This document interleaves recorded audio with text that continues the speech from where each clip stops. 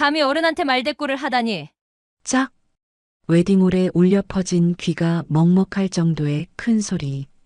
하얀 드레스를 입은 저의 뺨이 빨갛게 부어오르고 수백 명의 하객들이 충격에 빠져 숨을 죽였습니다. 결혼식장에서 시어머니가 신부의 뺨을 때리다니 이런 일이 정말 일어날 수 있는 걸까요? 28 무직 취업준비생이 명문의사 집안으로 시집가는 것. 누가 봐도 신데렐라 스토리였습니다. 하지만 시장에서 옷가게를 하는 할머니 밑에서 자란 저를 시어머니는 처음부터 못마땅해 했어요. 하지만 아무도 몰랐어요. 그 시장 상인 할머니에게 숨겨진 놀라운 비밀이 있다는 것을. 그리고 그 비밀이 밝혀지는 순간 모든 것이 완전히 뒤바뀔 거라는 것을 말이에요. 과연 저는 평생 무시당하며 살아야 할까요? 사연 시작 전 무료로 하실 수 있는 구독과 좋아요 부탁드립니다. 지금 어디에서 듣고 계신지 댓글 남겨주시면 더 반갑게 인사드릴게요. 사람들은 사랑이면 모든 걸 이겨낼 수 있다고 했어요. 하지만 그날 저는 처음으로 그 말이 얼마나 순진한 생각인지 깨달았습니다.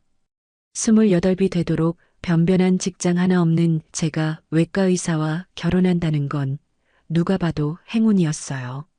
주변 사람들은 모두 축하했고 저 역시 그렇게 믿고 싶었습니다.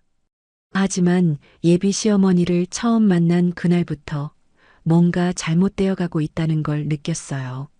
시어머니는 저를 보는 순간부터 얼굴을 찌푸렸습니다.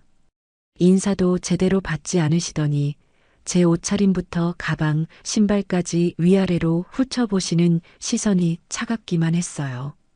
그때만 해도 저는 긴장해서 그런 줄 알았습니다. 첫 만남이니까 서로 어색할 수도 있다고 그렇게 생각했어요. 하지만 진짜 문제는 할머니를 만났을 때 시작됐습니다. 할머니는 평생 시장에서 옷가게를 하시며 저를 키워주신 분이에요.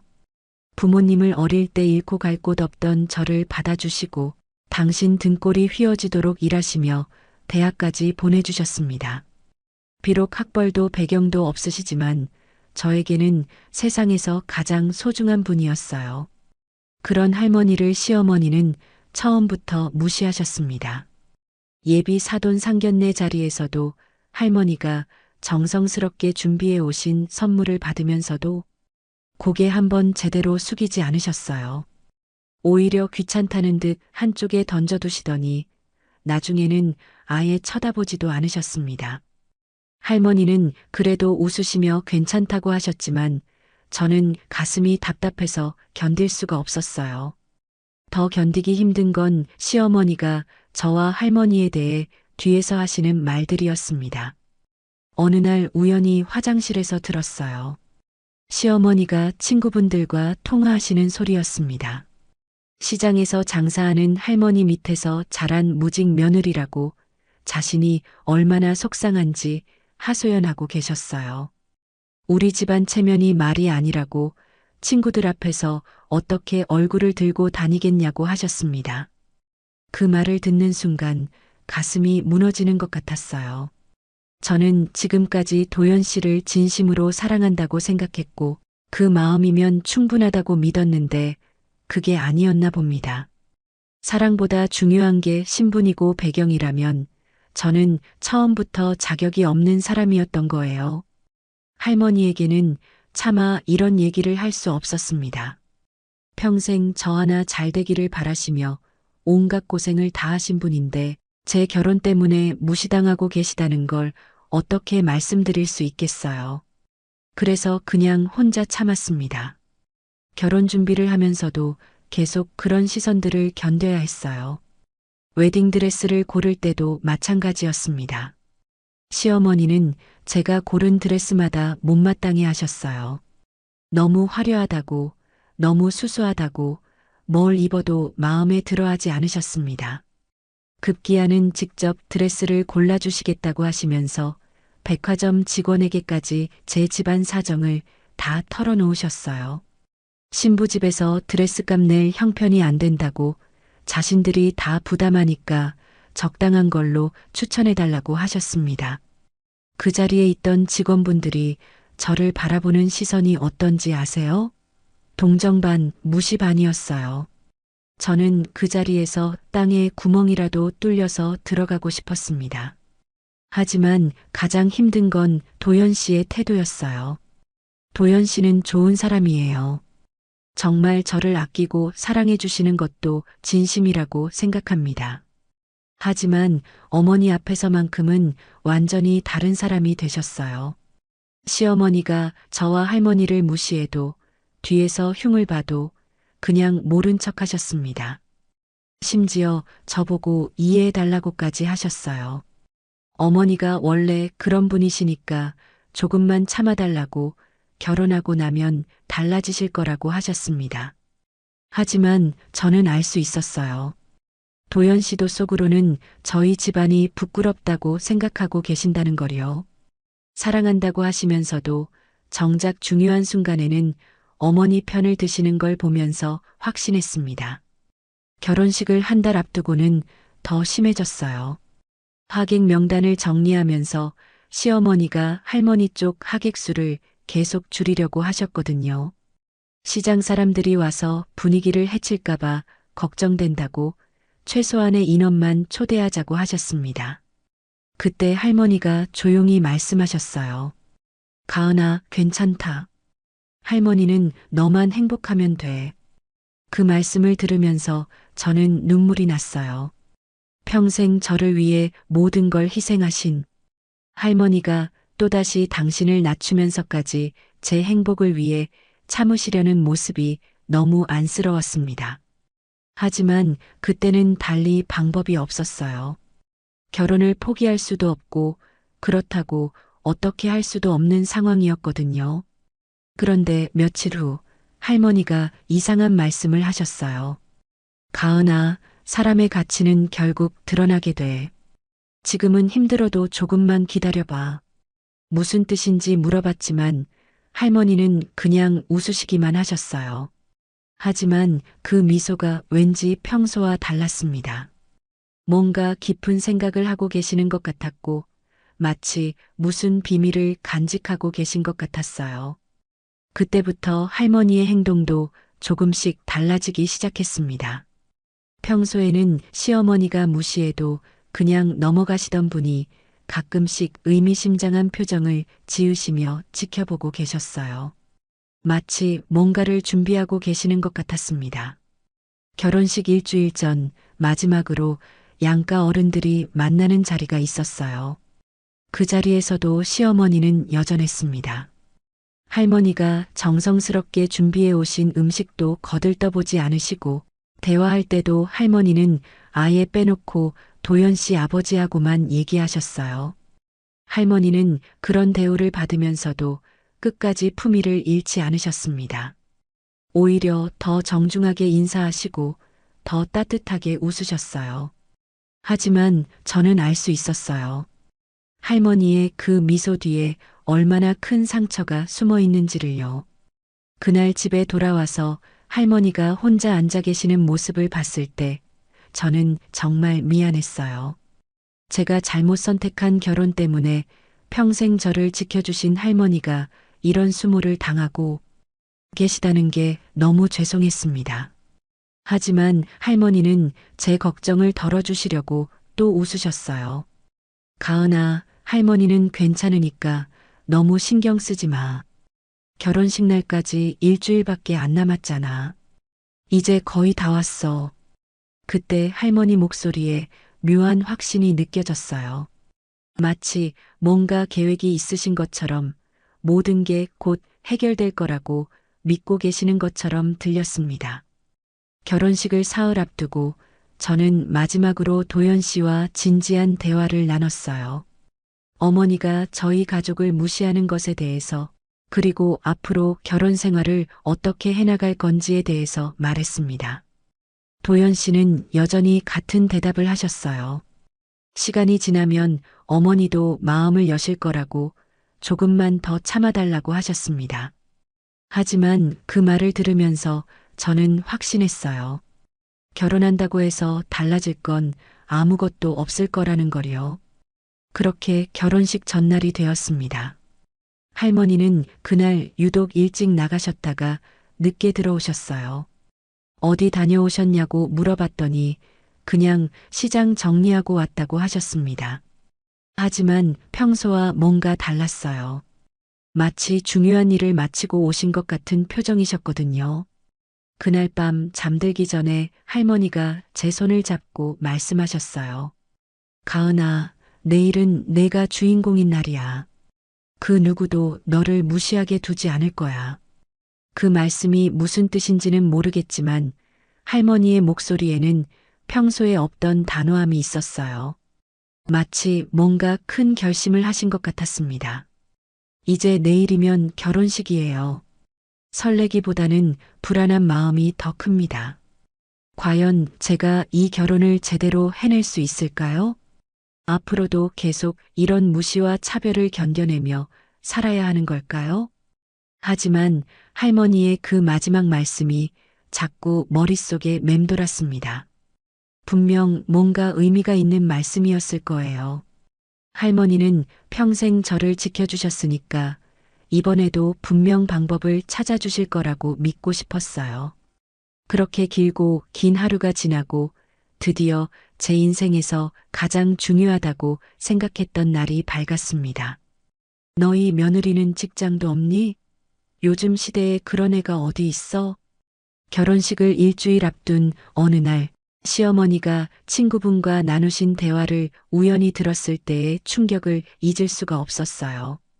그 말 한마디에 저는 완전히 무너져 버렸습니다. 그날 이후로 모든 게 달라졌어요.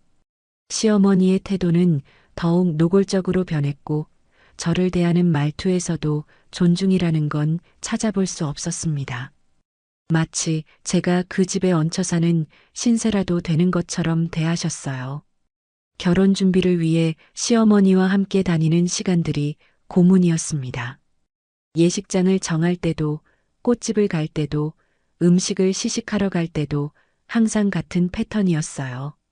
시어머니는 업체 사람들에게 저를 소개하시면서 꼭 이런 말씀을 하셨습니다. 우리 며느리는 아직 취업을 못했어요. 그래서 예산이 빠듯하거든요. 그 말을 들을 때마다 저는 얼굴이 화끈거렸어요.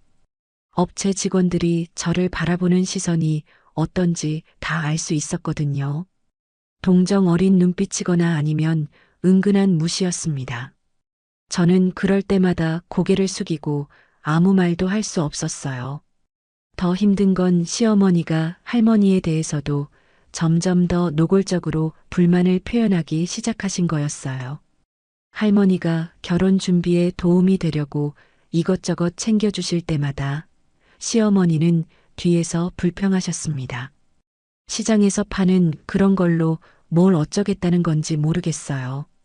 우리 체면이 말이 아니에요.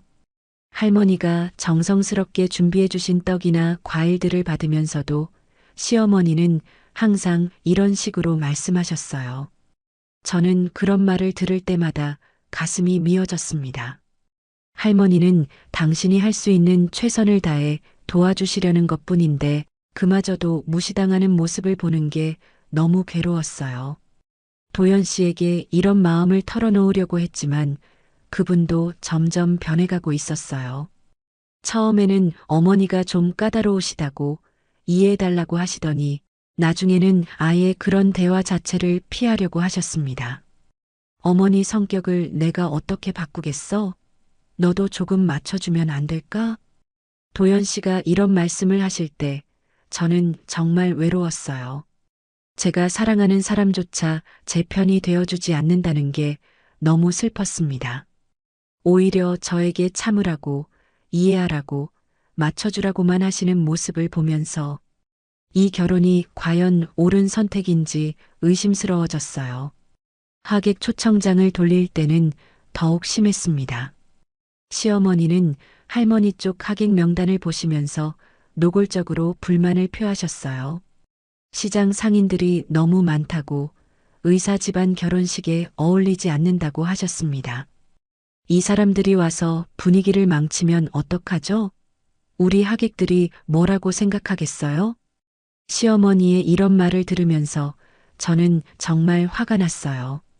할머니의 지인분들은 모두 평생 성실하게 살아오신 분들인데 그분들을 마치 부끄러운 존재처럼 취급하시는 게 이해가 안 됐습니다. 하지만 저는 감히 반박할 용기가 없었어요. 결국 할머니 쪽 하객은 최소한으로 줄여야 했습니다. 평생 할머니와 함께 시장에서 일하시며 저를 지켜봐 주신 이모들, 아저씨들께 죄송하다고 말씀드려야 했어요.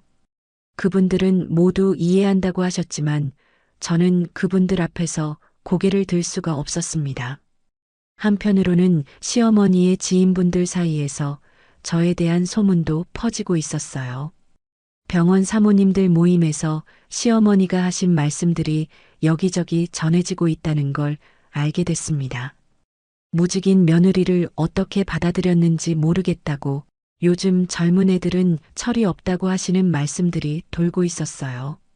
저는 아직 결혼도 하기 전인데 벌써 동네에서 소문난 며느리가 되어버린 거였습니다. 그런 소문들이 저에게까지 들려올 때마다 정말 숨고 싶었어요. 결혼식장에서 마주칠 하객분들이 저를 어떤 시선으로 바라볼지 생각하니까 두려웠습니다. 혹시 모두가 저를 불쌍히 여기거나 무시하는 건 아닐까 하는 걱정이 밤잠을 설치게 했어요. 예식장 최종 점검을 위해 갔을 때의 일은 정말 잊을 수가 없었습니다.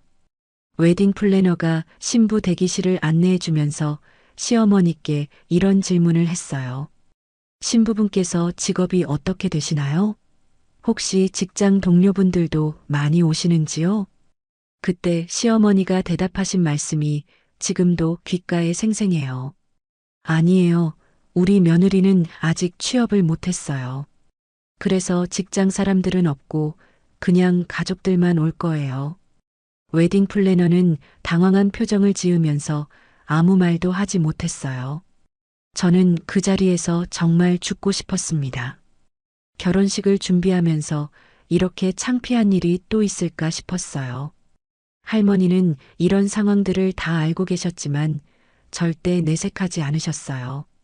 오히려 저를 더 다독여 주시려고 애쓰셨습니다. 제가 힘들어하는 모습을 보실 때마다 할머니는 조용히 제 손을 잡아주셨어요. 가은아, 힘내라. 할머니가 있잖아. 하지만 할머니의 위로만으로는 이 모든 상황을 견뎌내기가 쉽지 않았어요. 매일매일이 시험이었고 매 순간이 인내의 연속이었습니다. 과연 이렇게 시작하는 결혼이 행복할 수 있을까 하는 의문이 계속 들었어요. 드레스 피팅을 하러 갔을 때도 마찬가지였습니다. 시어머니는 제가 입어보는 드레스마다 뭔가 불만이 있으셨어요. 너무 화려하다, 너무 비싸다, 신부에 맞지 않는다는 식으로 말씀하셨습니다. 우리 집안 며느리가 너무 튀면 안 되거든요. 적당히 조용하고 수수한 걸로 해야죠. 드레스샵 직원도 난처해하는 표정이었어요. 신부가 원하는 드레스와 시어머니가 원하는 드레스가 완전히 달랐거든요. 결국 시어머니 뜻대로 해야 했고 저는 제가 정말 입고 싶었던 드레스를 포기해야 했습니다. 메이크업 시연을 할 때도 똑같았어요. 시어머니는 제 화장이 너무 진하다고 무직인 주제에 너무 화려하게 꾸민다고 하셨습니다. 메이크업 아티스트에게도 최대한 수수하게 해달라고 당부하셨어요. 신부가 너무 튀면 우리 집안 체면에 안 좋거든요. 그냥 깔끔하고 단정하게만 해주세요. 저는 그런 말을 들으면서 점점 작아지는 기분이었어요. 마치 제가 존재하지 않는 것처럼 제 의견은 전혀 중요하지 않은 것처럼 느껴졌습니다. 모든 게 시어머니 뜻대로만 결정되고 저는 그냥 가만히 있어야 하는 인형 같았어요. 부케를 고를 때는 할머니도 함께 가셨는데 그때 시어머니의 태도를 보고 정말 화가 났었어요. 할머니가 예쁜 꽃을 보시면서 감탄하시는데 시어머니는 아예 할머니가 계신 쪽을 쳐다보지도 않으셨습니다. 꽃집 사장님이 할머니께 인사를 드리는데도 시어머니는 못 본 척 하셨어요. 할머니가 부케에 대해 의견을 말씀하시려고 하시는데도 무시하셨습니다. 저는 그런 모습을 보면서 정말 견딜 수가 없었어요. 촬영 준비를 할 때도 문제였습니다. 시어머니는 웨딩 사진에 할머니가 너무 많이 나오는 걸 원하지 않으셨어요. 가족 사진도 최소한만 찍자고 할머니는 뒤쪽에 서시라고 하셨습니다. 시장 분위기가 사진에 너무 많이 나오면 안 좋잖아요. 적당히 찍고 넘어가죠. 사진작가도 당황스러워했어요.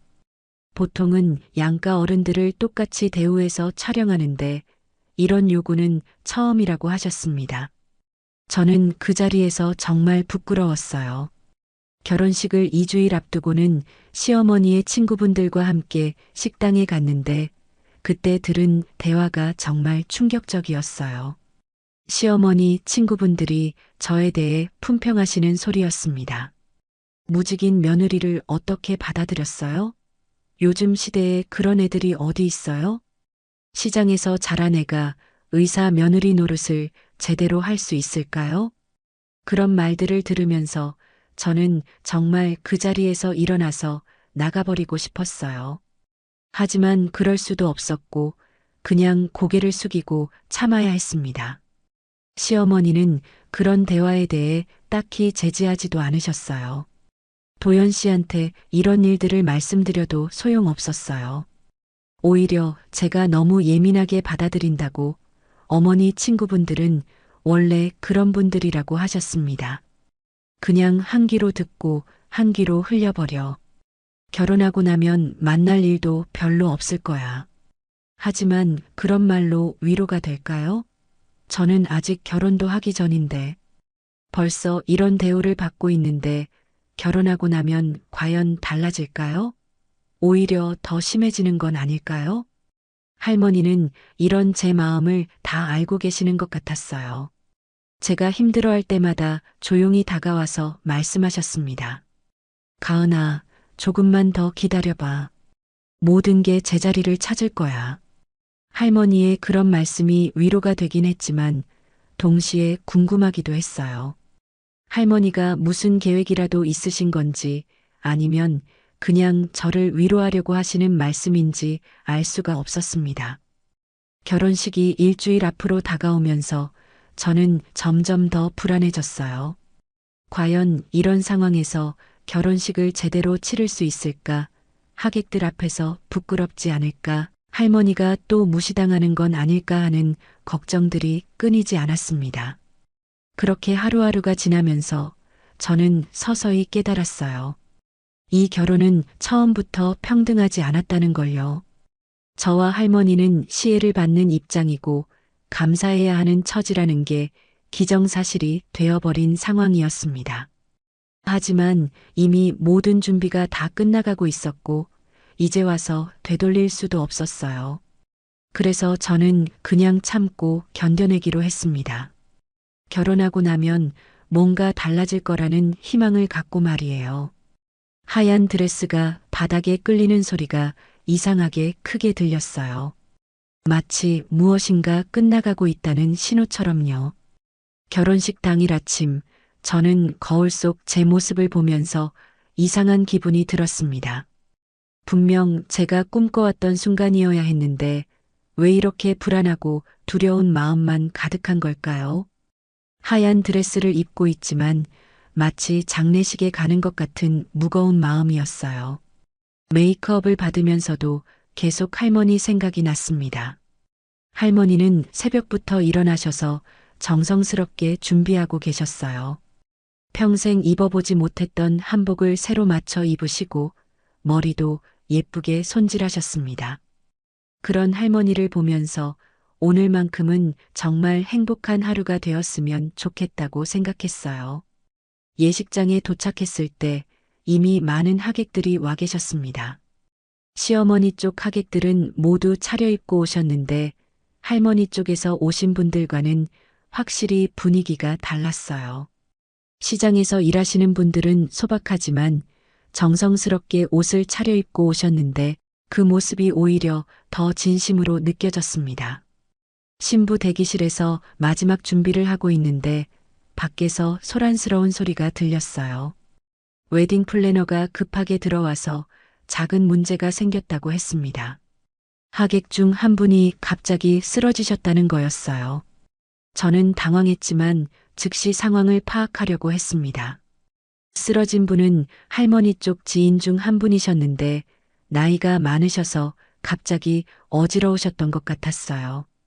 웨딩 플래너와 직원들이 우왕좌왕하고 있는 사이 저는 신부 드레스를 입고 있었지만 주저하지 않고 그분께 달려갔습니다. 평소 할머니 옆에서 시장 어른들을 많이 배웠기 때문에 이런 상황에 어떻게 대처해야 하는지 알고 있었어요. 우선 그분을 의자에 앉게 하고 물을 드렸습니다. 그리고 부채질을 해드리면서 천천히 심호흡을 하시라고 말씀드렸어요. 다행히 잠시 후 그분이 괜찮아지셨습니다. 단순히 긴장하시고 더우셔서 그랬던 것 같았어요. 저는 안심하면서 웨딩 플래너에게 의자를 하나 더 준비해서 그분이 편하게 앉으실 수 있도록 해달라고 부탁했습니다. 그런데 이 모든 과정을 지켜보고 계시던 시어머니가 갑자기 다가오셨어요. 처음에는 저를 걱정해서 오시는 줄 알았는데 시어머니의 표정이 심상치 않았습니다. 분노로 가득 찬 얼굴이었어요. 시어머니는 주변 사람들이 다 들을 수 있을 만큼 큰 소리로 말씀하셨습니다. 역시 시장 바닥에서 나고 자람 피는 못 속이는구나. 결혼식 날에도 이런 식으로 나서는군. 그 말을 듣는 순간 저는 얼어붙었어요. 주변에 있던 하객들이 모두 저희 쪽을 쳐다보기 시작했습니다. 웨딩 플래너와 직원들도 당황한 표정으로 서 있었어요. 저는 무슨 일이 일어나고 있는 건지 이해할 수 없었습니다. 시어머니는 계속해서 말씀하셨어요. 신부가 결혼식 시작도 전에 이런 소동을 피우다니. 품이라는 게 있어야 하는 거 아니야? 저는 정말 억울했어요. 저는 그냥 아픈 분을 도와드린 것뿐인데 왜 이런 말씀을 하시는 건지 이해할 수 없었습니다. 하지만 이런 상황에서 말대꾸를 할 수도 없었고 그냥 고개만 숙이고 있었어요. 그런데 그때 할머니가 조용히 다가오셨습니다. 할머니는 시어머니께 정중하게 말씀하셨어요. 가은이는 잘못한 게 없습니다. 아픈 분을 도와드린 것뿐인데요. 할머니의 차분한 목소리였지만 저는 그 안에 담긴 단호함을 느낄 수 있었어요. 할머니도 더 이상은 참을 수 없으셨던 것 같았습니다. 하지만 시어머니는 할머니의 말에 더욱 화가 나신 것 같았어요. 이런 중요한 날에 신부가 나서서 시끄럽게 하는 게 당연하다고 생각하세요? 이게 교육받은 사람이 할 행동인가요? 저는 그 순간 참을 수 없었어요. 지금까지 모든 걸 참아왔지만 할머니까지 모욕당하는 모습을 더 이상 지켜볼 수 없었습니다. 처음으로 시어머니께 맞서서 말했어요. 저는 잘못한 게 없어요. 아픈 분을 도와드리는 게 뭐가 잘못된 건가요? 제 목소리가 떨리고 있었지만 할 말은 해야겠다고 생각했습니다. 할머니도 평생 남을 도우시며 사셨는데 그게 부끄러운 일인가요? 그 순간 시어머니의 얼굴이 확 달라졌어요. 분노로 일그러진 표정으로 저를 노려보시더니 갑자기 손을 들어 올리셨습니다. 짝! 귀가 먹먹해질 정도로 큰 소리가 났어요. 시어머니가 제 뺨을 때리신 거였습니다. 웨딩홀 안이 순식간에 조용해졌어요. 모든 하객들이 충격에 빠져 저희를 바라보고 있었습니다. 저는 뺨이 화끈거렸지만 그보다 더 큰 충격은 정신적인 것이었어요. 결혼식 날 신부가 시어머니에게 뺨을 맞는다니 이런 일이 실제로 일어날 수 있는 건가요? 저는 꿈을 꾸고 있는 것 같았습니다. 할머니가 급하게 저에게 달려오셨어요. 할머니의 얼굴에는 분노와 안타까움이 동시에 드러나 있었습니다. 할머니는 떨리는 목소리로 말씀하셨어요. 가은아, 괜찮니? 저는 대답할 수 없었어요. 너무 충격적이어서 말이 나오지 않았습니다. 그냥 할머니를 바라보며 눈물만 흘렸어요. 주변에서는 하객들이 웅성거리기 시작했습니다. 누군가는 휴대폰을 들고 있는 것도 보였어요. 이 순간이 사진이나 영상으로 찍히고 있다는 생각에 더욱 절망스러웠습니다. 도연 씨가 뒤늦게 상황을 알고 달려왔어요. 하지만 도연 씨도 어떻게 해야 할지 몰라서 그냥 서 있기만 했습니다. 어머니와 신부 사이에서 완전히 당황한 모습이었어요. 시어머니는 여전히 화가 나신 상태였습니다. 감히 어른한테 말대꾸를 하다니. 이게 시장에서 배운 예의인가? 하객들 앞에서 이런 말씀을 계속하시는 시어머니를 보면서 저는 정말 이 상황에서 벗어나고 싶었어요. 하지만 웨딩드레스를 입고 있는 상황에서 어디로 갈 수도 없었습니다. 웨딩 플래너가 어떻게든 상황을 수습해 보려고 했지만 쉽지 않았어요. 하객들은 계속 웅성거렸고 몇몇 분들은 휴대폰으로 촬영까지 하고 있었습니다. 저는 그 모든 시선들이 너무 부끄러웠어요. 할머니는 제 곁에서 조용히 서 계셨지만 그 침묵 속에서 뭔가 단단한 결심을 하고 계시는 것 같았어요. 평소와는 다른 기운이 할머니에게서 느껴졌습니다. 예식은 시작되어야 했지만 분위기는 완전히 망가져 있었어요. 하객들은 여전히 수군거리고 있었고 저는 뺨의 아픔보다 마음의 아픔이 더 컸습니다. 이런 시작으로 과연 행복한 결혼 생활을 할 수 있을까요? 시어머니는 주변 사람들에게 마치 자신이 피해자인 것처럼 설명하고 계셨어요. 며느리가 너무 버릇이 없어서 어쩔 수 없이 훈계를 한 거예요. 요즘 젊은 애들은 예의가 없어서 큰일이에요. 그런 말을 들으면서 저는 더욱 절망스러웠어요. 지금까지의 모든 일들이 제 잘못이라는 식으로 몰아가시는 거였거든요. 도연 씨는 여전히 어떻게 해야 할지 몰라 하고 있었어요. 어머니 편을 들 수도 없고 그렇다고 신부인 저를 완전히 무시할 수도 없는 상황이었습니다. 결국 아무것도 하지 못하고 그냥 서 있기만 했어요. 하객들 중에서 휴대폰으로 촬영한 분들이 벌써 SNS에 올리기 시작했어요. 누군가 화면을 보여주면서 이미 인터넷에 퍼지고 있다고 말하는 소리가 들렸습니다. 저는 정말 죽고 싶었어요. 결혼식 시어머니가 신부 뺨 때린 영상이라는 제목으로 벌써 퍼지고 있다는 얘기였어요. 댓글도 벌써 수십 개가 달렸다고 했습니다. 저는 이제 전국에서 웃음거리가 되어버린 거였어요. 할머니가 제 손을 꼭 잡아주셨어요. 할머니의 손이 따뜻했지만 동시에 떨리고 있다는 걸 느낄 수 있었습니다. 할머니도 이런 상황이 충격스러우셨을 거예요. 그런데 할머니가 작은 목소리로 말씀하셨어요. 가은아, 조금만 더 참아라. 곧 모든 게 달라질 거야. 그 말이 무슨 뜻인지는 모르겠지만 할머니 목소리에는 이상한 확신이 있었어요. 마치 뭔가 계획이 있으신 것처럼 들렸습니다. 시어머니는 계속해서 주변 사람들에게 상황을 설명하고 계셨어요. 우리가 이런 집안애를 며느리로 받아주는 것도 은혜인데 감사할 줄도 모르고 이런 식으로 나오네요. 그런 말을 들으면서 저는 정말 이 결혼을 포기하고 싶었어요. 하지만 이미 모든 게 시작된 상황에서 어떻게 할 수도 없었습니다. 웨딩 플래너가 어떻게든 예식을 진행해야 한다고 했지만 분위기는 최악이었어요. 하객들은 여전히 웅성거리고 있었고 휴대폰으로 계속 촬영하는 분들도 있었습니다. 저는 거울을 보면서 제 모습을 확인했어요. 뺨이 빨갛게 부어 있었고 화장도 눈물 때문에 조금 번져 있었습니다. 이런 모습으로 어떻게 결혼식을 진행할 수 있을까요? 메이크업 아티스트가 급하게 화장을 고쳐주려고 했지만 제 마음은 이미 엉망이 되어 있었어요. 행복해야 할 결혼식이 악몽이 되어버린 상황에서 어떻게 웃을 수 있겠어요? 시어머니는 여전히 자신이 옳다는 듯이 행동하고 계셨어요. 오히려 저에게 빨리 정신 차리고 예식 준비를 하라고 하셨습니다. 이미 벌어진 일인데 계속 이렇게 있을 거야? 빨리 준비해서 예식이나 제대로 치르자.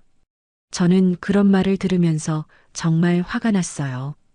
뺨을 때리고 나서 마치 아무 일도 없었다는 듯이 행동하시는 모습이 이해가 안 됐습니다. 할머니는 계속 제 곁에 계시면서 조용히 지켜보고 계셨어요. 하지만 할머니의 표정에서 뭔가 달라진 걸 느낄 수 있었습니다. 평소의 온화한 모습과는 다른 단단하고 결연한 표정이었어요. 결국 예식은 시작되어야 했습니다. 하지만 모든 하객들이 아까 일어난 일 때문에 집중할 수 없는 상태였어요. 저 역시 행복한 마음으로 예식에 임할 수 없었습니다.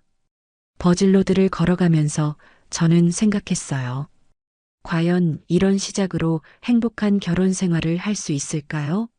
앞으로도 계속 이런 일들이 반복될까요? 하지만 이미 돌이킬 수 없는 상황이었어요.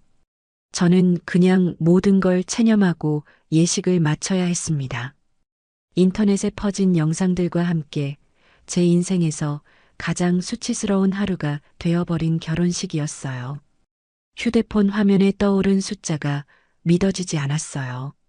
조회수 10만, 댓글 1000개가 넘어가고 있었습니다. 예식이 끝나고 신혼여행을 떠나기 전까지 짧은 시간 동안 저는 완전히 다른 세상에 살게 되었어요. 하객 중 누군가가 촬영한 영상이 인터넷에 올라간 지 불과 3시간 만에 수만 명이 봤다는 거였습니다. 제목은 충격적이었어요. 결혼식에서 시어머니가 신부 뺨 때리는 충격 현장. 그 영상을 보는 것만으로도 가슴이 답답했어요. 하얀 드레스를 입은 제가 뺨을 맞고 충격에 빠져 있는 모습이 마치 다른 사람의 일처럼 느껴졌습니다. 하지만 그건 분명 저였고 지금 전국 사람들이 보고 있는 현실이었어요. 댓글들을 읽어보니 더욱 절망스러웠습니다. 대부분 저를 동정하는 내용이긴 했지만 그것조차 부끄러웠어요. 모르는 사람들이 제 인생의 가장 수치스러운 순간을 보고 품평하고 있다는 게 견딜 수 없었습니다. 저런 시어머니 밑에서 어떻게 살지 불쌍한 신부네요. 결혼식에서 저런 일이 일어나다니 앞으로가 더 걱정이에요. 신부분이 너무 착해 보이는데 시어머니는 왜 저러는 거죠? 이런 댓글들을 보면서 저는 정말 숨고 싶었어요. 전국에서 불쌍한 며느리로 유명해져 버린 거였습니다. 앞으로 어떻게 사람들과 마주하고 살아야 할까요? 시어머니는 이런 상황을 오히려 더 악화시키셨어요. SNS에 영상이 퍼진 걸 아시고는 당신이 피해자라는 식으로 주변 사람들에게 설명하고 다니셨습니다. 병원 사모님들 모임에서 하신 말씀이 또 다른 소문이 되어 돌아다녔어요. 우리가 그런 집안 아이를 며느리로 받아준 것도 은혜인데 고마워하기는커녕 어른한테 말대꾸를 하더라고요. 시장에서 자란 아이라서 예의범절을 모르는 것 같아요. 어쩔 수 없이 교육을 시킨 건데 이렇게 난리가 났네요. 이런 말씀들이 계속 전해져 왔어요. 저는 그런 말을 들을 때마다 화가 났지만 동시에 무력감도 느꼈습니다. 아무리 제가 억울하다고 해도 이미 시어머니 쪽에서는 저를 버릇없는 며느리로 낙인 찍어버린 상황이었어요. 신혼여행을 떠나기 전날 시어머니는 저를 따로 불러서 말씀하셨습니다. 그때 하신 말씀이 정말 충격적이었어요. 가은아, 내가 우리 집안에 들어온 건 정말 큰 행운이야. 다른 집 같았으면 이런 무직의 배경도 없는 아이를 며느리로 받아주지도 않았을 거야.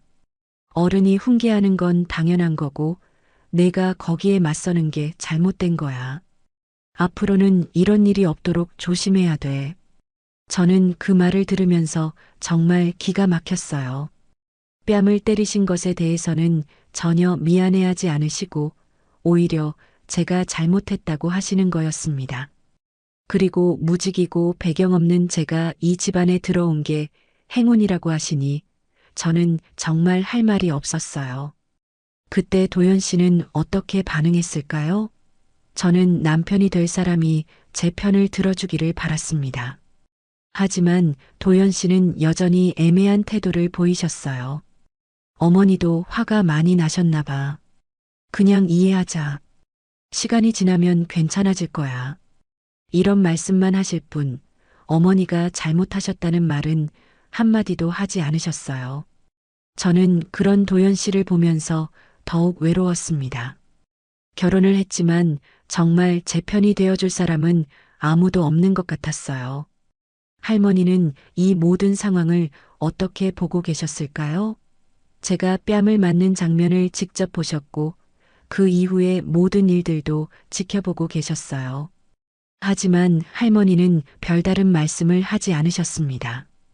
다만 가끔씩 저를 바라보시는 눈빛이 평소와 달랐어요. 평소 온화하고 따뜻하던 할머니의 눈에서 뭔가 차갑고 단단한 것이 느껴졌습니다. 마치 무언가를 결심하고 계시는 것 같았어요. 하지만 구체적으로 무엇인지는 알 수 없었습니다. 신혼여행을 가기 전에 할머니와 마지막 대화를 나눴어요. 할머니는 제 손을 잡고 이렇게 말씀하셨습니다. 가은아, 조금만 더 참아라. 할머니가 모든 걸 정리할 테니까. 그 말이 무슨 뜻인지 물어봤지만 할머니는 그냥 웃으시기만 하셨어요. 하지만 그 미소가 평소와는 달랐습니다. 뭔가 비밀스럽고 의미심장한 미소였어요. 신혼여행 기간 동안에도 인터넷 댓글들은 계속 달리고 있었어요. 영상이 다른 SNS로도 퍼져나가면서 더 많은 사람들이 보게 되었습니다. 심지어 어떤 온라인 뉴스에서도 다뤄졌어요. 요즘 갑질 문화의 단면을 보여주는 사례라고, 결혼식에서 일어난 충격적인 사건이라고 보도되었습니다. 저는 그런 기사를 보면서 정말 죽고 싶었어요. 이제 제가 전국적으로 유명한 피해자가 되어버린 거였습니다. 도연 씨는 신혼여행 내내 신경이 쓰이는 듯 했어요. 휴대폰을 자주 확인하시더니 병원에서 연락이 온다면서 통화를 하러 나가시기도 했습니다. 아마 이 일 때문에 병원에서도 말이 많았나 봐요. 돌아와서 들은 얘기로는 병원 내에서도 이 영상이 화제가 되었다고 했어요. 의사 집안의 갑질 사건이라면서 동료들 사이에서도 소문이 났다는 거였습니다. 도연 씨는 그런 시선들이 부담스러우셨나 봐요. 하지만 그렇다고 해서 어머니께 뭔가 말씀을 드리거나 하지는 않으셨어요. 여전히 중간에서 애매한 태도만 보이고 계셨습니다. 저는 그런 도연 씨를 보면서 이 결혼이 과연 잘한 선택이었는지 의문이 들었어요. 신혼집에서의 첫날 밤도 편하지 않았어요. 시어머니가 수시로 전화를 하셔서 이것저것 간섭하셨습니다. 며느리가 집안일을 제대로 하고 있는지, 요리는 할 줄 아는지, 살림은 어떻게 하고 있는지 계속 확인하셨어요. 그런 전화를 받고 나면 도연 씨는 저에게 어머니 말씀을 전해주셨어요. 집안일을 열심히 해달라고, 어머니를 실망시키지 말아달라고 하셨습니다. 저는 그런 말을 들으면서 정말 답답했어요. 결혼 한 달이 지나도 상황은 나아지지 않았어요. 오히려 시어머니의 간섭은 더 심해졌습니다. 제가 어떤 옷을 입는지, 어떤 음식을 해먹는지, 어떻게 시간을 보내는지까지 다 확인하려고 하셨어요. 그리고 틈만 나면 그날 일을 또 꺼내셨어요. 그때 내가 어른한테 말대꾸를 안 했으면 그런 일이 없었을 거야. 앞으로는 정말 조심해야 돼. 이런 말씀을 계속하시면서 마치 모든 게 제 잘못인 것처럼 몰아가셨어요. 저는 그런 말을 들을 때마다 억울했지만 더 이상 맞서지는 않았습니다. 또 그런 일이 벌어질까봐 두려웠거든요. 인터넷에서는 여전히 그 영상이 화제였어요. 몇 달이 지나도 가끔씩 다시 올라오곤 했습니다. 갑질 사례를 모아놓은 영상에도 포함되어서 저는 계속해서 전국에서 유명한 피해자로 남아있게 되었어요. 그런 영상을 볼 때마다 그날의 기억이 생생하게 떠올랐어요. 뺨을 맞았을 때의 그 순간, 주변 사람들의 시선, 할머니의 표정, 모든 게 악몽 같았습니다. 하지만 가장 힘든 건 앞으로도 계속 이런 식으로 살아야 한다는 거였어요. 시어머니는 여전히 저를 무시하셨고, 도연 씨는 여전히 애매한 태도를 보이셨습니다. 제가 이 집안에서 행복해질 수 있는 방법이 있을까요? 할머니에게 이런 마음을 털어놓으려고 했지만 할머니는 요즘 뭔가 바쁘신 것 같았어요. 자주 외출을 하시더니 전화 통화도 많이 하셨습니다. 누구와 무슨 얘기를 하시는지는 모르겠지만 평소와는 다른 모습이었어요. 어느 날 우연히 할머니가 전화하시는 걸 들었는데 이상한 내용이었어요. 네, 맞습니다. 이제 때가 된 것 같아요. 30년 동안 참았는데 이제 더 이상은 안 되겠어요. 누구와 무슨 얘기를 하시는 건지 궁금했지만 차마 물어볼 수는 없었어요. 하지만 할머니 목소리에서 평소에 없던 단호함이 느껴졌습니다. 그 이후로 할머니는 더욱 자주 외출하셨어요. 시장 일 때문이라고 하셨지만 뭔가 다른 일을 하고 계시는 것 같았습니다. 할머니의 행동이 점점 더 의문스러워졌어요. 한편으로는 시어머니 쪽에서도 뭔가 변화가 있었어요. 병원에 이상한 사람들이 찾아와서 질문을 했다는 얘기를 들었습니다. 무슨 조사를 하는 사람들 같았다고 했어요. 도연 씨는 그런 얘기를 하면서 걱정스러워 했어요. 왜 갑자기 이런 사람들이 오는 걸까? 혹시 그 영상 때문에 뭔가 문제가 생기는 건 아닐까? 저도 무슨 일인지 궁금했지만 구체적으로 알 수 있는 방법은 없었어요. 다만 뭔가 변화가 일어나고 있다는 느낌은 들었습니다. 그리고 며칠 후 정말 예상치 못한 일이 벌어졌어요. 할머니가 갑자기 저에게 말씀하셨습니다. 가은아, 내일 중요한 일이 있을 거야. 할머니가 모든 걸 정리할 테니까 걱정하지 마라. 그 말이 무슨 뜻인지 물어봤지만 할머니는 구체적으로 말씀해주지 않으셨어요. 다만 내일이면 모든 게 달라질 거라고 하셨습니다. 과연 할머니가 무슨 일을 계획하고 계신 걸까요? 그리고 정말로 이 모든 상황이 달라질 수 있을까요? 저는 그날 밤 잠을 이루지 못했어요. 내일 무슨 일이 일어날지 너무 궁금하고 불안했습니다. 하지만 동시에 작은 희망도 있었어요. 혹시 정말로 이 답답한 상황에서 벗어날 수 있는 방법이 있을까요? 할머니가 뭔가 해결책을 찾으신 건 아닐까요? 그렇게 긴 밤이 지나고 운명의 하루가 밝았습니다.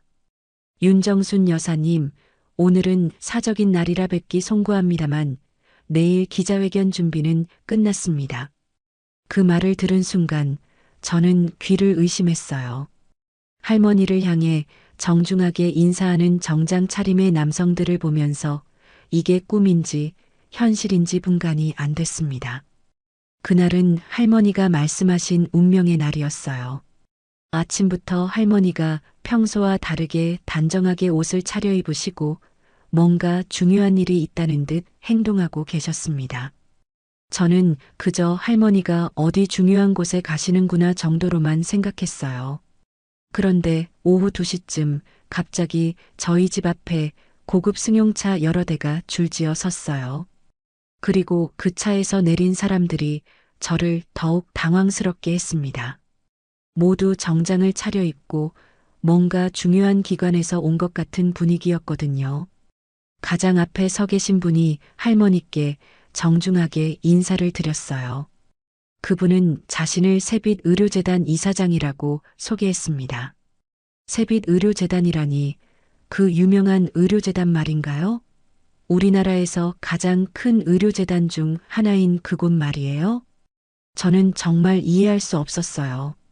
왜 그런 큰 재단의 이사장이 시장에서 옷가게를 하시는 할머니를 찾아온 건지, 그것도 이렇게 정중하게 인사를 드리는 건지 도무지 알 수가 없었습니다.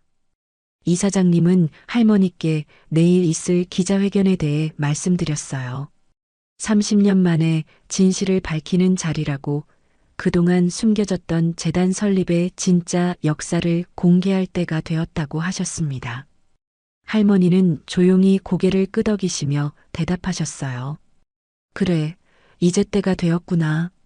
30년 동안 숨어 살았지만 우리 가은이가 그런 일을 당하는 걸 보고 더 이상 참을 수 없었어. 그 말을 듣는 순간 저는 깨달았어요. 할머니가 최근에 보이신 이상한 행동들, 자주 하시던 전화 통화들, 그리고 어제 하신 말씀들이 모두 이 일과 관련이 있었다는 거요. 이사장님은 할머니의 말씀을 듣고 고개를 숙이셨어요. 정말 죄송합니다. 그동안 여사님의 희생을 제대로 알리지 못해서 이런 일까지 벌어지게 했습니다. 이제라도 모든 걸 바로잡겠습니다. 저는 그들의 대화를 들으면서 점점 더 혼란스러웠어요. 할머니의 희생이라니 무슨 희생을 말하는 건가요? 그리고 할머니가 세빛의료재단과 무슨 관련이 있다는 건가요? 할머니가 저를 부르시더니 조용히 말씀하셨어요. 가은아, 이제 할머니가 누구인지 알려줄 때가 된 것 같구나. 그리고는 이사장님께 말씀하셨습니다. 우리 가은이에게도 설명해 주세요. 이 아이도 알 권리가 있으니까요. 이사장님은 정중하게 저에게 인사를 한 후 놀라운 이야기를 들려주기 시작했어요. 그 이야기는 제가 지금까지 알고 있던 할머니에 대한 모든 것을 뒤바꿔 놓았습니다. 30년 전 세빛의료재단이 설립될 때 할머니는 핵심적인 역할을 하셨다고 했어요. 단순히 도움을 주신 정도가 아니라 재단 설립의 실질적인 공동 창립자였다는 거였습니다. 당시 할머니는 지금의 시장 자리에 큰 땅을 소유하고 계셨대요. 그리고 그 땅을 재단에 기증하셨을 뿐만 아니라 개인 재산까지 내놓아서 재단의 초기 운영 자금을 대셨다고 했습니다. 그 덕분에 세빛의료재단이 세워질 수 있었다는 거였어요.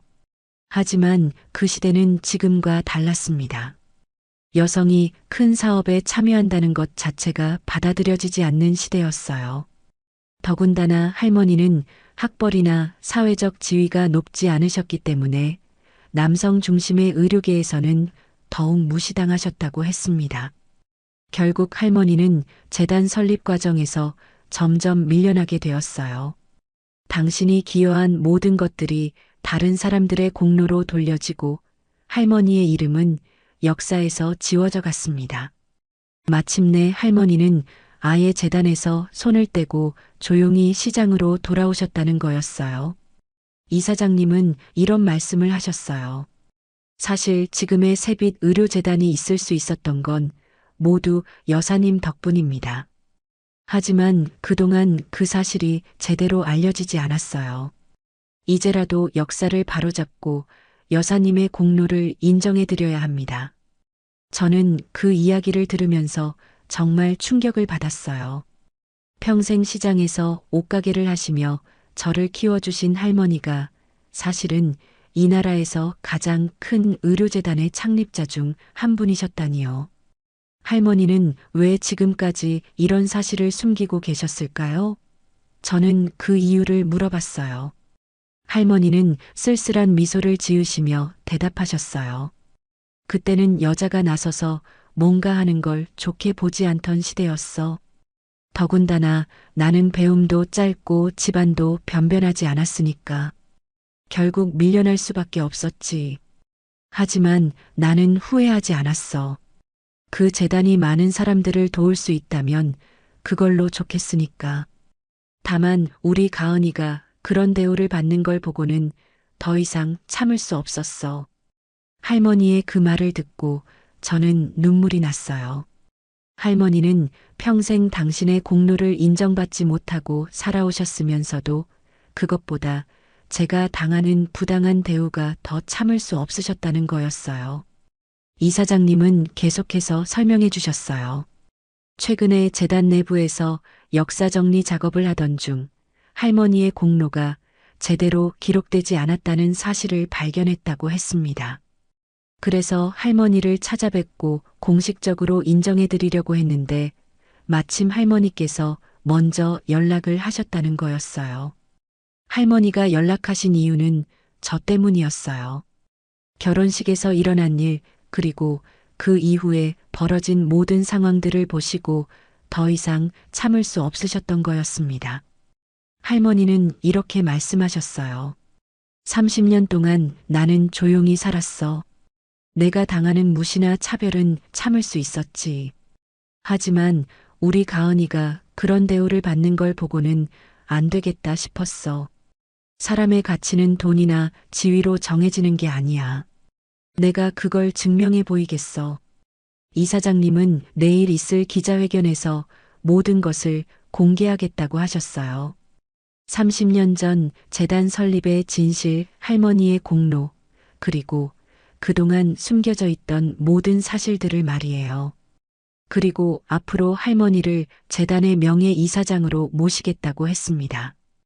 또한 할머니의 이름을 딴 의료 장학재단도 새로 만들어서 가난한 집안의 아이들이 의학 공부를 할 수 있도록 돕겠다고 하셨어요.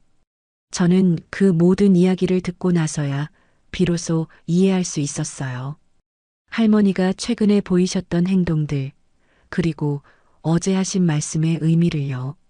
할머니는 30년 동안 숨어 계셨지만 저를 위해서는 다시 세상 앞에 나서기로 결심하신 거였어요. 시어머니와 그 주변 사람들이 저를 무시하고 차별하는 것을 보시고 더 이상 참을 수 없으셨던 거였습니다. 이사장님이 떠나신 후 저는 할머니와 둘이서 이야기를 나눴어요. 할머니, 왜 지금까지 이런 얘기를 안 해주셨어요? 할머니는 제 손을 잡고 말씀하셨어요.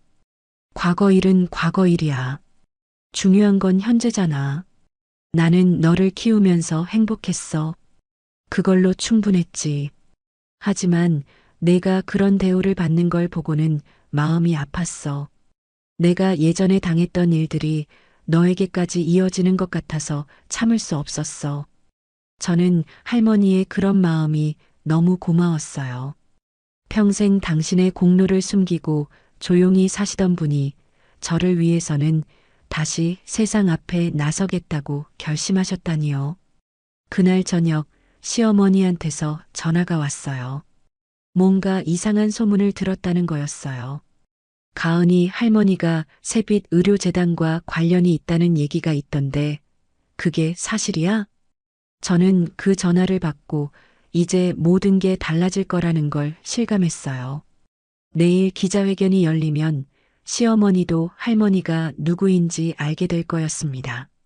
그리고 그때가 되면 지금까지의 모든 상황이 완전히 뒤바뀔 거예요. 저를 무시하고 차별하던 사람들이 어떤 반응을 보일지 궁금했습니다. 할머니는 그날 밤 저에게 말씀하셨어요. 가은아, 내일부터는 모든 게 달라질 거야. 하지만 너는 변하지 마라. 지금처럼 착하고 겸손한 사람으로 살아가거라. 사람의 진짜 가치는 권력이나 명예에 있는 게 아니야. 다른 사람을 얼마나 배려하고 사랑할 수 있느냐에 있는 거지. 할머니의 그 말씀을 들으면서 저는 정말 많은 생각이 들었어요. 지금까지 제가 겪었던 모든 어려움들이 사실은 할머니가 30년 전에 겪으셨던 일들과 비슷했다는 것도 깨달았습니다. 하지만 할머니는 그 모든 것을 이겨내고 저를 훌륭하게 키워주셨어요. 그리고 이제는 저를 위해 다시 한번 용기를 내어주셨습니다. 그날 밤 저는 잠을 이룰 수 없었어요. 내일이면 정말로 모든 게 달라질 거라는 생각에 설레기도 하고 떨리기도 했습니다. 지금까지 저를 무시하고 차별하던 사람들이 어떤 반응을 보일까요? 그리고 앞으로 제 인생은 어떻게 달라질까요? 하지만 무엇보다도 할머니에 대한 존경심이 더욱 커졌어요. 평생 조용히 살아오시면서도 이렇게 큰 비밀을 간직하고 계셨다니 할머니는 정말 대단한 분이셨어요. 내일이면 온 세상이 할머니가 누구인지 알게 될 거예요.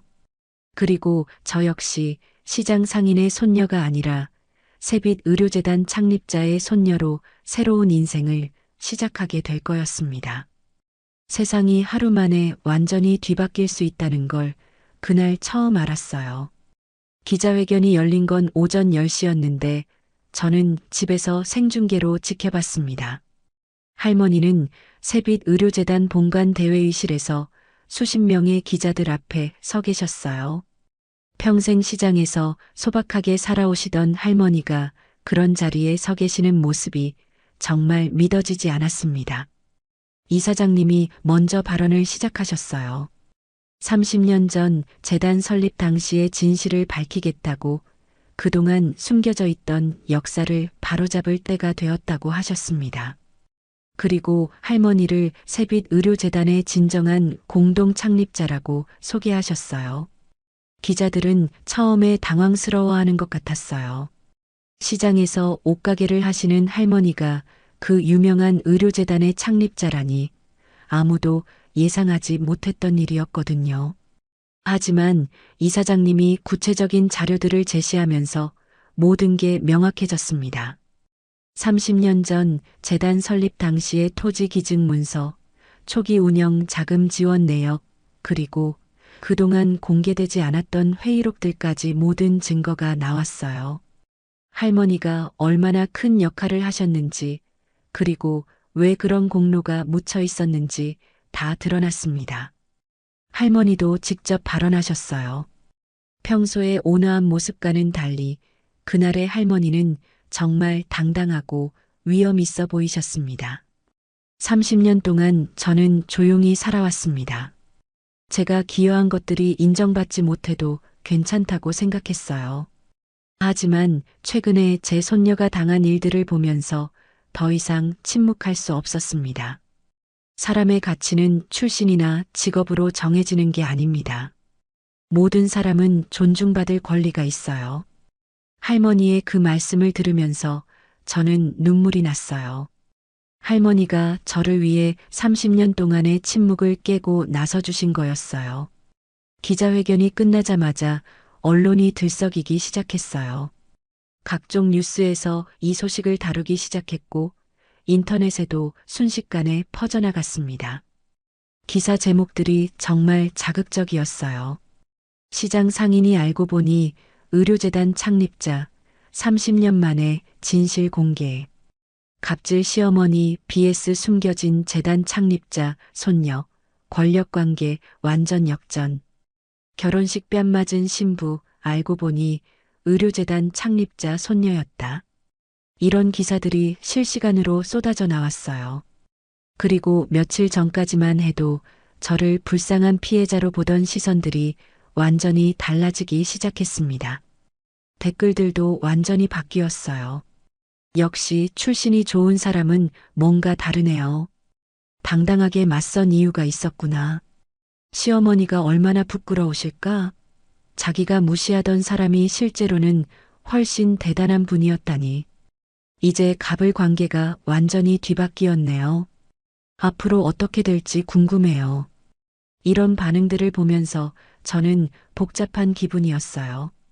물론 그동안 당했던 무시와 차별이 해소되는 것 같아서 시원한 마음도 있었지만 동시에 씁쓸하기도 했습니다.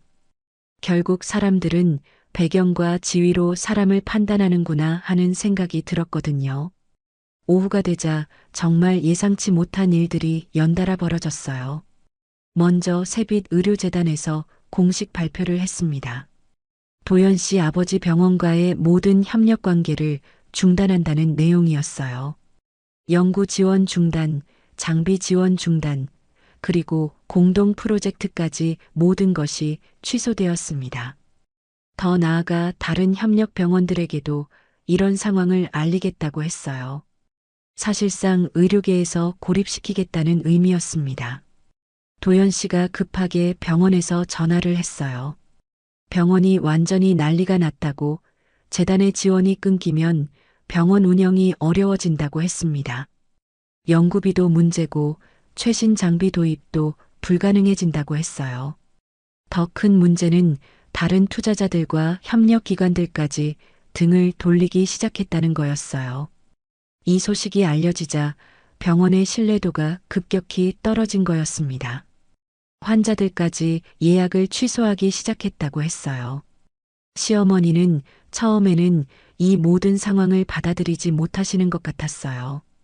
할머니가 정말 그런 대단한 분일 리 없다고, 뭔가 착각이거나 사기가 아니냐고 하셨습니다.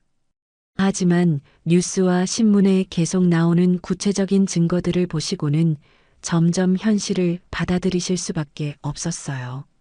특히 30년 전 신문 기사들까지 다시 발굴되어 나오면서 할머니의 이야기가 모두 사실이라는 게 명확해졌습니다.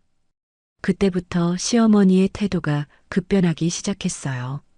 처음에는 당황스러워 하시더니 점점 화가 나시는 것 같았습니다. 아마 지금까지 자신이 무시해왔던 사람이 실제로는 자신보다 훨씬 높은 지위에 있었다는 사실을 받아들이기 어려우셨을 거예요. 오후 늦게 시어머니가 저희 집으로 오셨어요. 평소와는 완전히 다른 모습이셨습니다. 당당하던 모습은 온데간데 없고 뭔가 위축되고 불안해 보이셨어요. 시어머니는 할머니께 말씀드렸어요. 어머님, 그동안 제가 몰라서 실례를 많이 했습니다. 앞으로는 이런 일이 없도록 하겠습니다. 하지만 할머니는 차갑게 대답하셨어요. 이미 벌어진 일들을 어떻게 되돌리겠어요? 특히 우리 가은이가 당한 일들을요. 시어머니는 더 이상 말씀하지 못하셨어요. 할머니의 단호한 태도 앞에서 완전히 위축되신 모습이었습니다. 그날 저녁 도연 씨가 집에 와서는 처음으로 어머니에게 화를 내셨어요. 지금까지 한 번도 어머니께 큰 소리를 내지 않으셨던 도연 씨가 정말 분노하고 계셨습니다. 어머니, 이게 뭐 하는 짓이에요?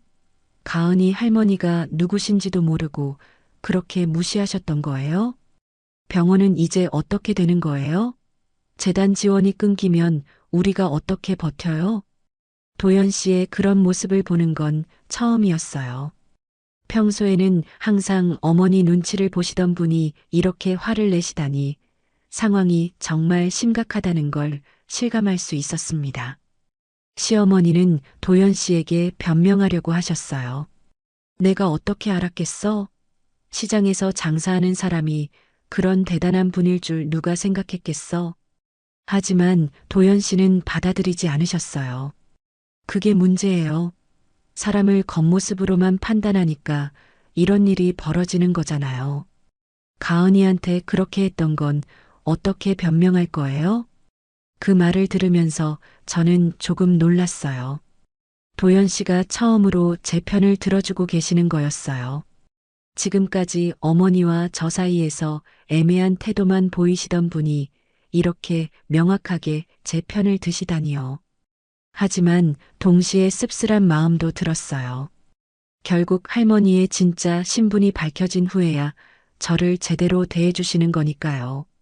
만약 할머니가 그냥 평범한 시장 상인이셨다면 도연 씨도 여전히 어머니 편을 들고 계셨을까요?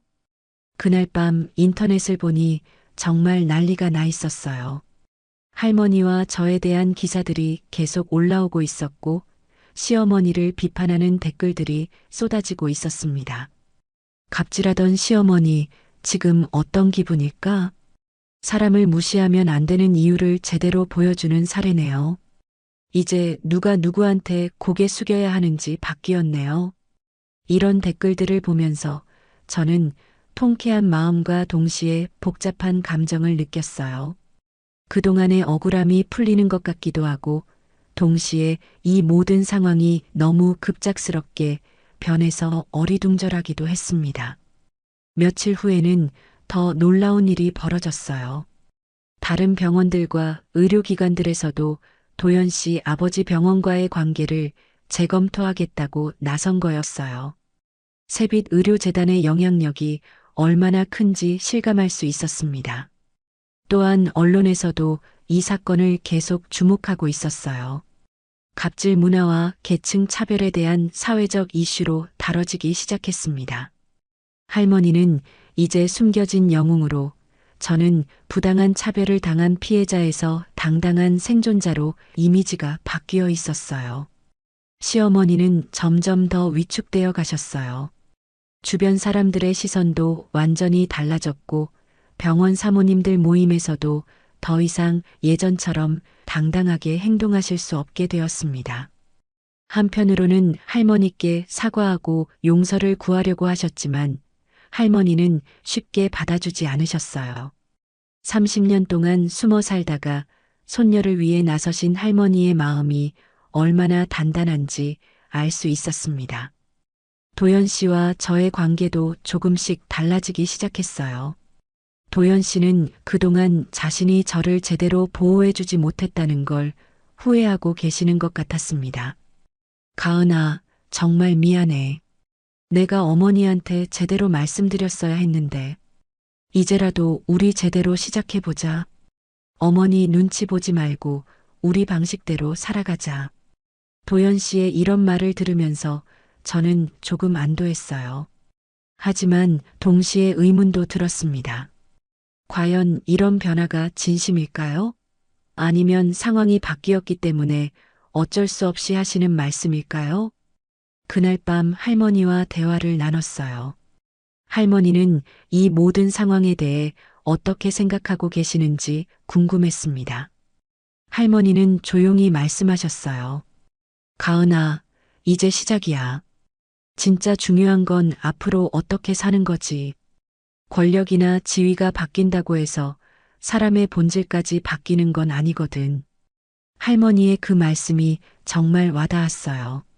지금은 상황이 역전되어서 모든 게 저희에게 유리해졌지만 정말 중요한 건 이런 권력이 아니라 사람 자체의 됨됨이라는 걸 깨달았습니다. 그렇게 하루 만에 완전히 뒤바뀐 세상에서 저는 새로운 시작을 준비하고 있었어요. 한때 당당했던 어깨가 구부정하게 굽어 있는 모습을 보는 건 생각보다 마음 아픈 일이었어요. 기자회견 이후 일주일이 지나면서 시어머니 집안에 닥친 변화는 상상을 초월했습니다. 도연 씨 아버지가 운영하시던 병원은 말 그대로 풍비박산이 나고 있었어요. 세빛 의료재단의 지원 중단이 결정적이었습니다. 연간 수십억 원에 달하던 연구비 지원이 끊어지면서 병원의 주요 연구 프로젝트들이 모두 중단되었어요. 최신 의료 장비 도입도 불가능해졌고 우수한 의료진들이 하나둘씩 다른 병원으로 이직하기 시작했습니다. 더 큰 타격은 평판의 추락이었어요. 갑질 의사 가족이라는 낙인이 찍히면서 환자들이 급격히 줄어들었습니다. 예약 취소가 이어졌고 새로운 환자 유입도 현저히 감소했어요. 의료진들 사이에서도 이 병원에서 일하는 것 자체가 경력에 도움이 안 된다는 인식이 퍼져나갔습니다. 시어머니는 처음에는 이런 상황을 받아들이려 하지 않으셨어요. 일시적인 문제일 뿐이라고, 시간이 지나면 모든 게 정상으로 돌아올 거라고 믿으려 하셨습니다. 하지만 현실은 그렇지 않았어요.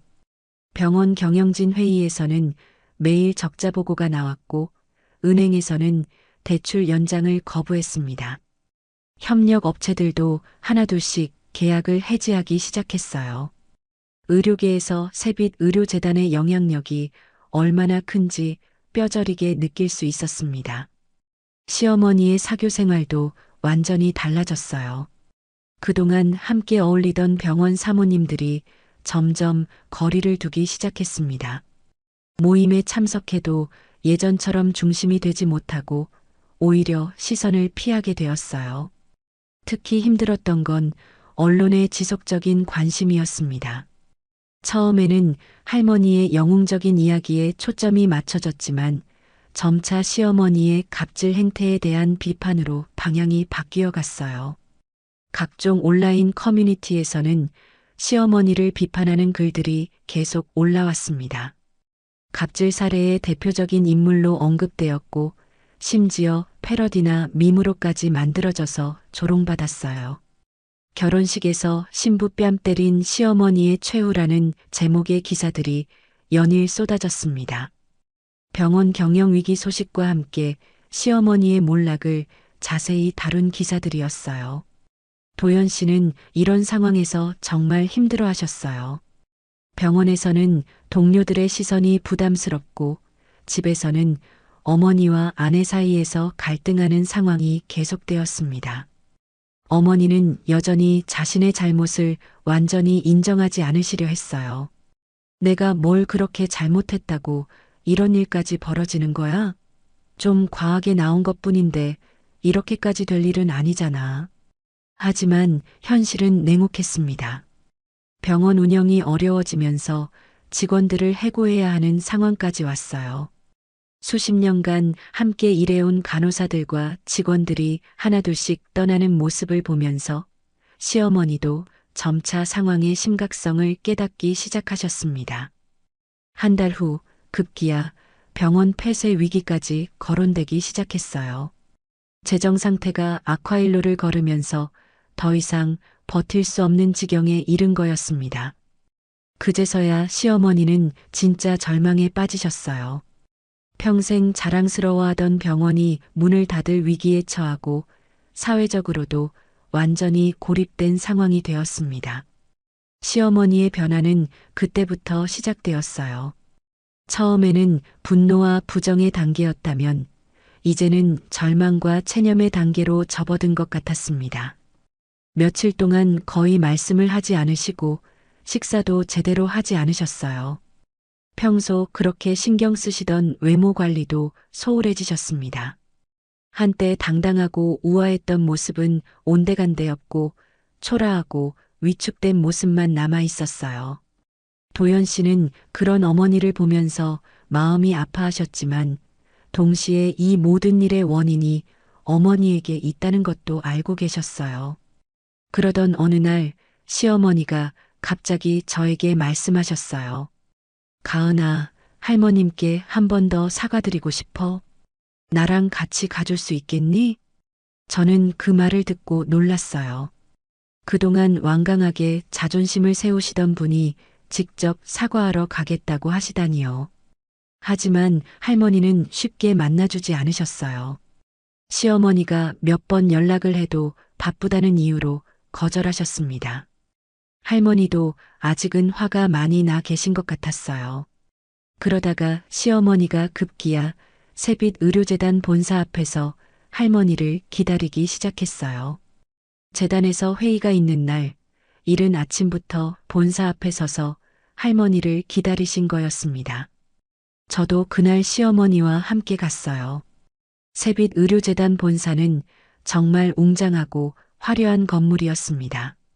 그 앞에 서 있는 시어머니의 모습이 더욱 초라해 보였어요. 할머니가 재단 차량에서 내리시는 모습을 보자마자 시어머니는 달려가셨어요. 그리고는 할머니 앞에서 그 자리에 무릎을 꿇으셨습니다. 어머님, 제발 용서해 주세요. 제가 정말 잘못했습니다. 그 장면을 보는 순간 저는 가슴이 복잡했어요. 그동안 저를 그렇게 무시하고 차별하셨던 시어머니가 할머니 앞에서 무릎을 꿇고 있는 모습이 통쾌하기도 했지만 동시에 안쓰럽기도 했습니다. 주변에 있던 사람들이 모두 쳐다보는 상황에서도 시어머니는 계속 무릎을 꿇고 계셨어요.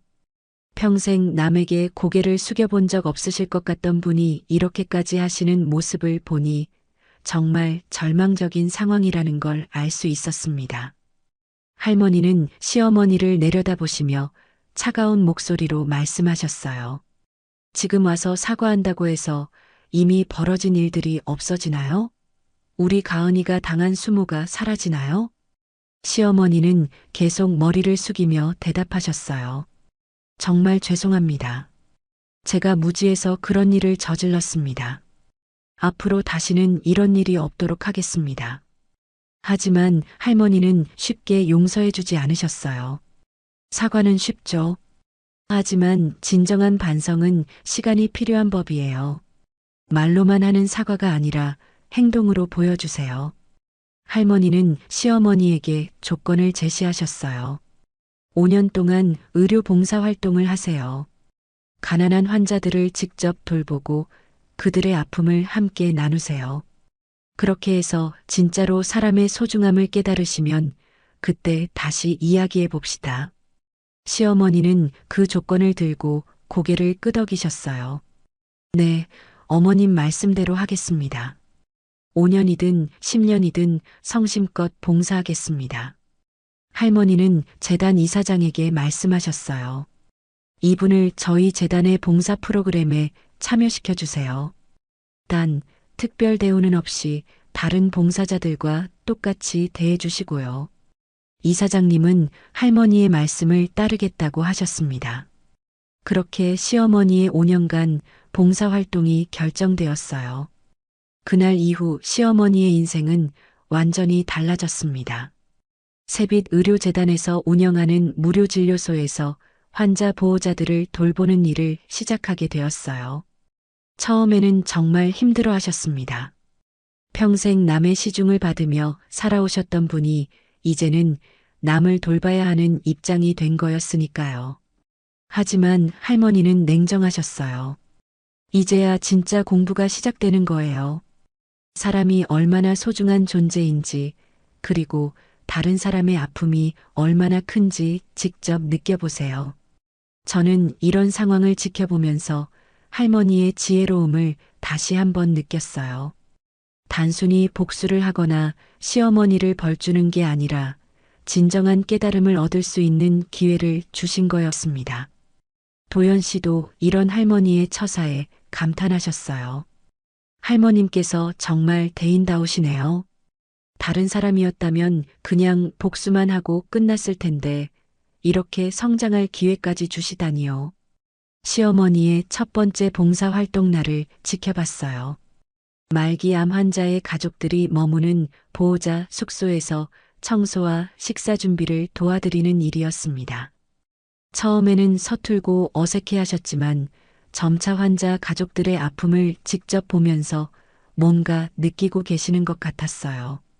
특히 어떤 할머니가 손자의 수술비를 마련하기 위해 온갖 고생을 하시는 모습을 보시고는 많이 충격을 받으신 것 같았습니다. 그날 밤 시어머니가 저에게 말씀하셨어요.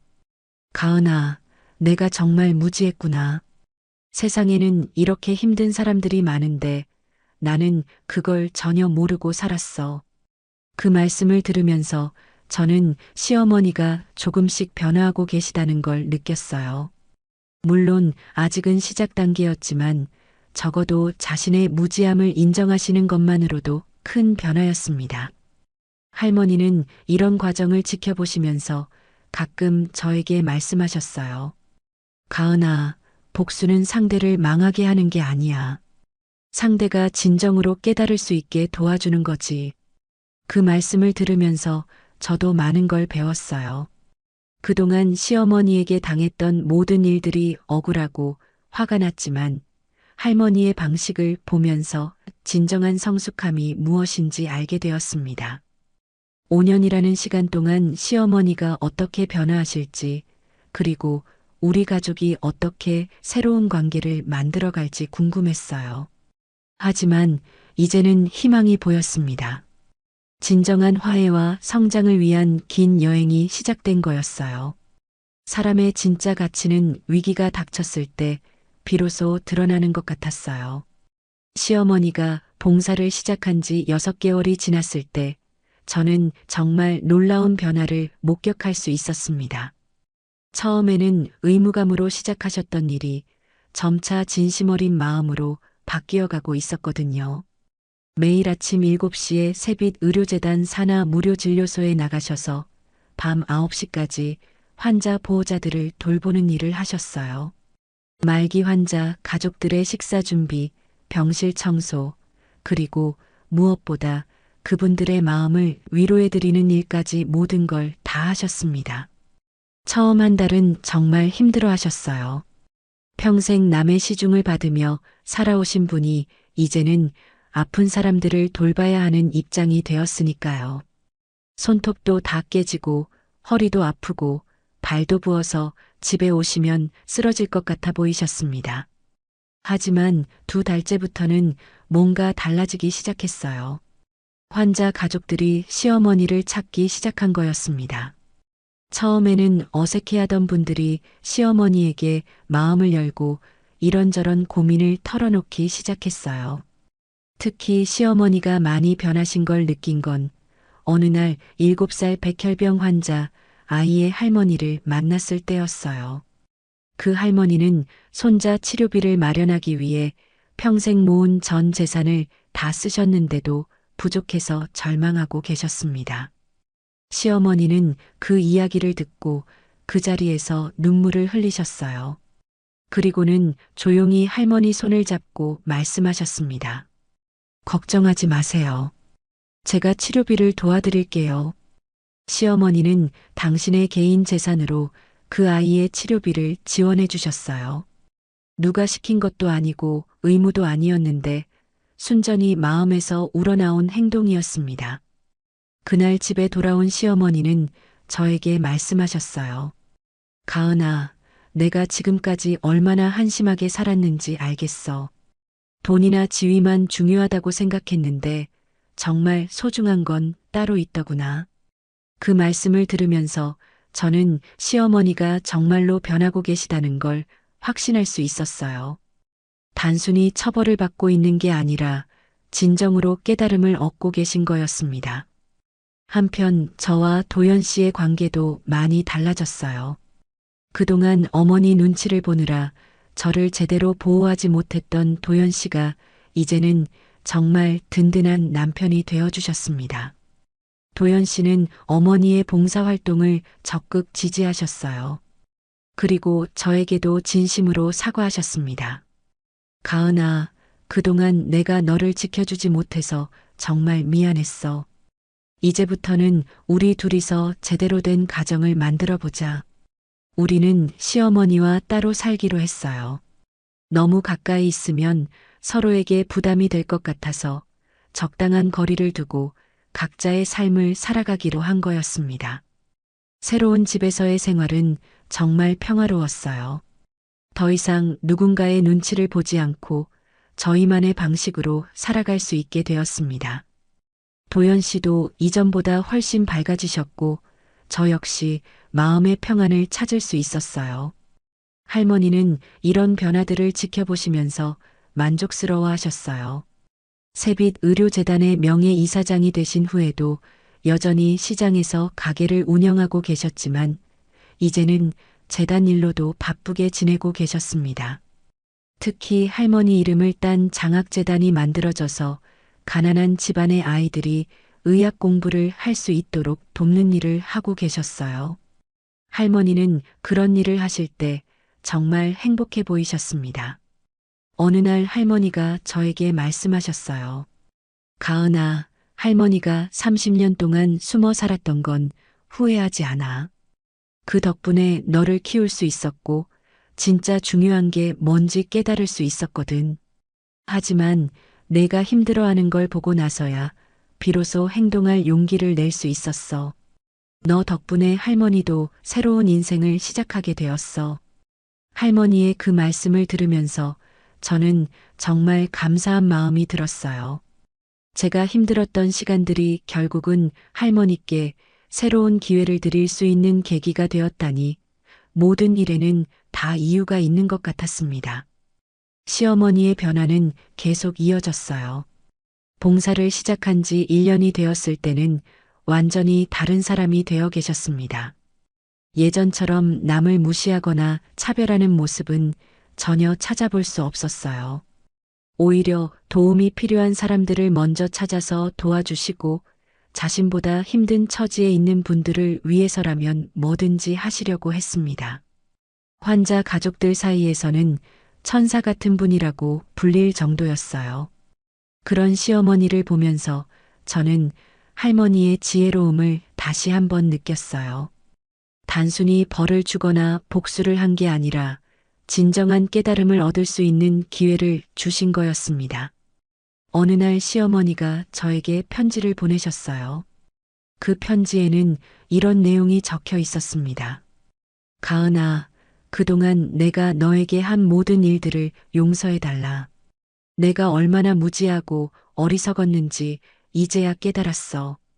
너는 처음부터 훌륭한 사람이었는데 내가 편견과 무지함 때문에 그걸 보지 못했구나. 이제 나는 정말로 변했어. 사람의 가치는 출신이나 직업이 아니라 마음에 있다는 걸 배웠어.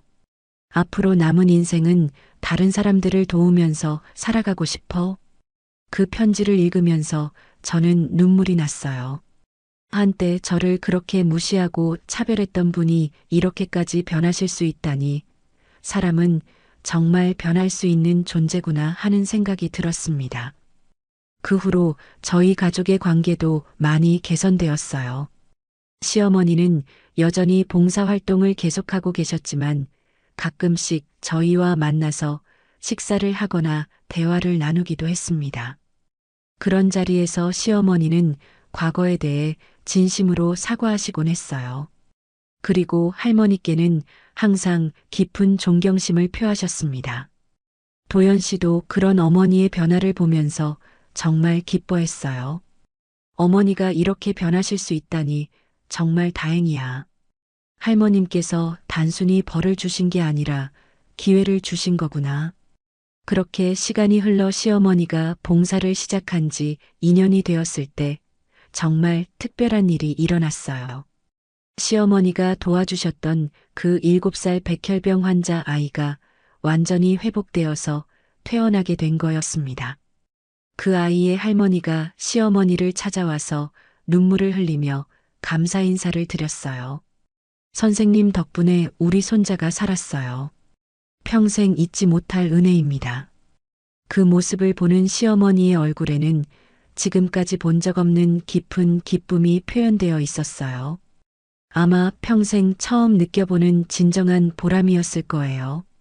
그날 밤 시어머니가 저에게 말씀하셨어요. 가은아, 나는 이제야 진짜 행복이 뭔지 알겠어. 다른 사람을 도울 때 느끼는 이 기쁨, 이게 진짜 행복이구나. 예전에 내가 중요하다고 생각했던 것들 마이너스 돈, 지위, 체면, 마이너스 그런 건 다 허상이었어.